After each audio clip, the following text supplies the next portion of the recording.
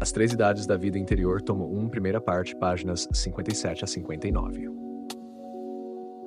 Artigo 5º. A graça atual e suas diversas formas. Convém recordar: primeiro, a necessidade da graça atual; terceiro, suas diversas formas; terceiro, em que consiste a fidelidade à graça.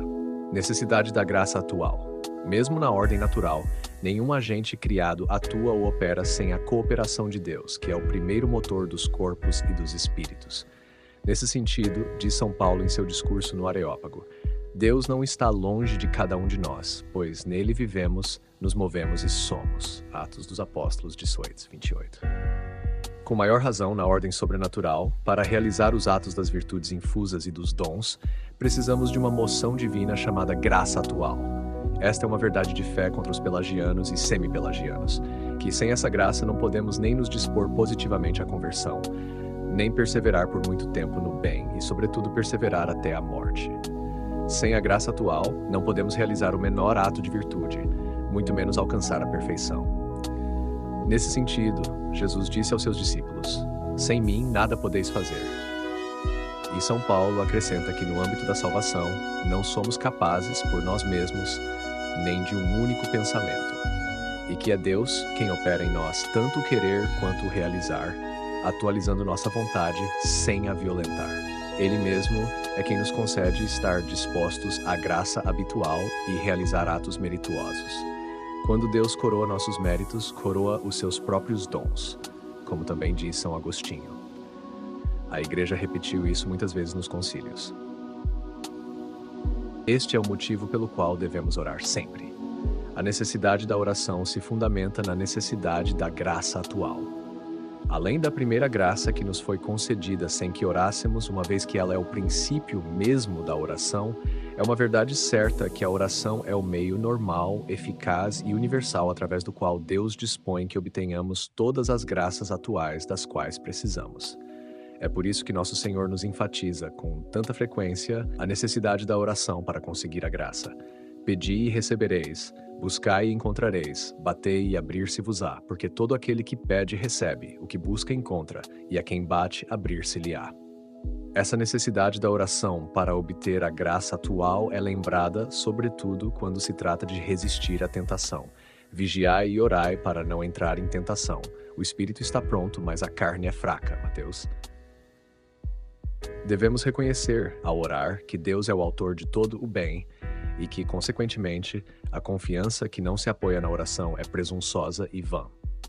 O Concílio de Trento também nos diz, empregando os mesmos termos que Santo Agostinho: Deus nunca ordena o impossível, mas ao nos dar um preceito, exige que façamos o que está ao nosso alcance e que peçamos aquilo que não podemos, e Ele mesmo nos ajuda para que possamos fazê-lo.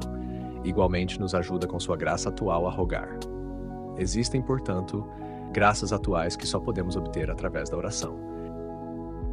Nunca será suficiente insistir neste ponto, pois muitos iniciantes, sem o perceber, são tomados por uma certa abordagem pragmática, assim como eram os pelagianos e semi-pelagianos. Eles imaginam que, com força de vontade e determinação, mesmo sem a graça divina atual, é possível alcançar tudo. Logo, a experiência lhes mostra a profunda verdade nas palavras de Nosso Senhor: sem mim, nada podeis fazer. E nas de São Paulo: é Deus quem opera em nós, tanto o querer quanto o realizar. Portanto, é imprescindível pedir a graça divina presente para observar e observar cada vez melhor os mandamentos, especialmente o supremo mandamento de amor a Deus e ao próximo. As diversas graças atuantes. A graça atual, cuja necessidade já destacamos, manifesta-se sob diversas formas que é muito útil conhecer na vida espiritual. É conveniente recordar aqui com a maior clareza possível os princípios dessa graça, sem contudo esquecer o mistério que a envolve, já que se trata de um dos aspectos mais complexos da doutrina cristã. Muitas vezes, trata-se de uma graça de iluminação interior que nos é concedida.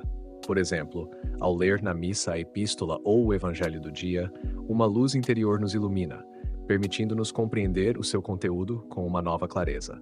Somos tocados por essas palavras de Jesus Cristo à Samaritana: se conhecesses o dom de Deus, ou 4:10, ou pelas de São Paulo: Cristo me amou e se entregou por mim, Gálatas 2:20. E refletimos que, de fato, Ele continua a se oferecer por nós na Santa Missa e que, se desejarmos, Ele está disposto a se dar a nós na Santa Comunhão. Aqui está uma graça de iluminação interior. Essa graça é seguida por outra, de inspiração e atração, pois ao pensar no amor tão generoso e desinteressado do Salvador por nós, sentimos-nos profundamente movidos a retribuir esse amor. Eis uma graça atual que age sobre a vontade, movendo-a ao amor e à ação. Às vezes, essa graça nos impele a querer nos entregar inteiramente a Deus, a sofrer e, se necessário, a morrer por Ele. E, nesse caso, não é apenas uma graça de atração, mas sim uma graça de fortaleza, que recebemos às vezes sem ter consciência dela, mas que, mesmo na aridez espiritual, nos dá forças para sofrer e esperar. Notas explicativas. Graça atual refere-se à ajuda temporária e específica que Deus concede para realizar boas ações ou resistir ao pecado. É distinta da graça santificante, que é um estado permanente da alma. 2. Iluminação interior. Este termo descreve o momento em que uma pessoa recebe uma compreensão mais profunda e clara de verdades espirituais, frequentemente descrita como uma luz que esclarece o entendimento. 3. Aridez espiritual. Refere-se a uma fase na vida espiritual em que a pessoa sente um vazio ou falta de consolação, mesmo ao se dedicar à oração e às práticas religiosas. Nessa fase, a graça de fortaleza é particularmente importante para manter a fé e a perseverança. A graça atual que move a vontade. Como atua sobre essa faculdade? A graça atual que move a vontade atua de duas maneiras, ou propondo-lhe um objeto que a atraia, ou por meio de um impulso interior que só Deus pode dar. Deus pode, evidentemente, inclinar nossa vontade para o bem, propondo-lhe um objeto, como, por exemplo, a promessa da bem-aventurança eterna ou a de um grau mais elevado de amor. Assim como uma mãe inclina a vontade de seu filho para o bem, seja propondo-lhe um objeto sensível que o atraia, seja persuadindo-o a se comportar bem. Da mesma forma, o anjo da guarda pode nos sugerir bons pensamentos. No entanto, há algo que somente Deus pode fazer: mover nossa vontade para o bem por meio de uma moção ou impulso interior.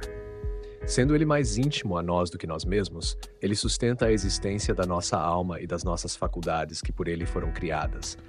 Assim, pode movê-las de dentro para fora, ab intus, segundo sua própria inclinação, sem forçá-las, concedendo-nos novas energias.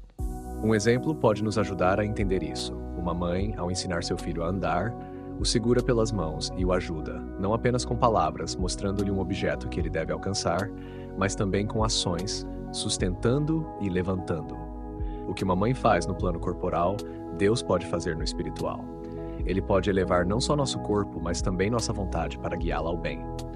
Ele é o autor da vontade, deu-lhe a sua inclinação fundamental para o bem, e somente ele, portanto, pode movê-la desde dentro conforme essa inclinação. Ele também age em nós, no mais íntimo da nossa vontade, para nos mover a querer e agir. E ele o faz com tanta maior eficácia quanto mais fervorosamente o suplicamos, para aumentar em nós o amor que lhe devemos. Além disso, a graça atual é chamada de preveniente, quando suscita em nós uma boa ideia ou um bom pensamento, sem que tenhamos feito nada para provocá-lo. Notas explicativas. 1. Graça atual refere-se à ajuda específica e temporária concedida por Deus para realizar boas ações ou resistir ao pecado. É uma força divina que age na vontade do ser humano. 2. Ab intus, expressão latina que significa de dentro, usada para enfatizar que a ação de Deus vem do interior da pessoa, movendo-a de forma íntima e profunda. 3. Graça preveniente. Este termo se refere à graça que antecede qualquer ação da nossa parte. Ou seja, é Deus quem toma a iniciativa de nos inspirar bons pensamentos ou ideias. Se não lhe resistirmos, Deus acrescenta outra graça, chamada de graça adjuvante ou concomitante, que ajudará nossa vontade a realizar o ato proveitoso exigido e a formar boas resoluções. Assim, Deus opera em nós tanto o querer quanto o realizar, como diz São Paulo. É importante observar, por fim, que Deus nos move, seja para agir deliberadamente, de acordo com o modo humano habitual, seja para agir por uma inspiração especial, sem deliberação da nossa parte, mas de modo divino ou superior. Um exemplo do primeiro caso. Quando percebo que chegou a hora de rezar o rosário e, por decisão própria, começo a rezá-lo, faço isso sob a influência de uma graça atual ordinária, chamada cooperante, porque coopera com minha ação segundo o modo humano habitual de deliberação. Por outro lado, pode acontecer que, de forma inesperada, no meio de uma tarefa absorvente, recebo a inspiração especial de fazer uma breve oração e o faço imediatamente. Essa inspiração especial é chamada de graça operante, porque opera em nós sem deliberação da nossa parte, embora com o nosso consentimento vital, livre e meritório. No primeiro caso, Deus geralmente nos move a agir de acordo com o modo humano das virtudes. No segundo, Ele nos move de acordo com o modo sobre-humano dos dons do Espírito Santo. Nesse caso, nossa barca avança, não apenas pela força dos remos, mas pelo impulso superior de um vento favorável. O exposto sobre as diferentes moções pode ser resumido no seguinte quadro. Deus move nosso espírito e nossa vontade, na ordem sobrenatural, antes da deliberação, a desejar eficazmente o fim último sobrenatural. Após a deliberação, a querer realizar tal ato, de tal virtude infusa, como a religião guiada pela prudência. Além de qualquer deliberação, por uma inspiração especial a qual nos tornamos dóceis pelos dons do Espírito Santo. 1. Notas explicativas. Graça adjuvante ou concomitante. Refere-se à graça que auxilia a vontade humana a realizar atos bons e a tomar boas resoluções, cooperando com as inclinações naturais e espirituais da pessoa.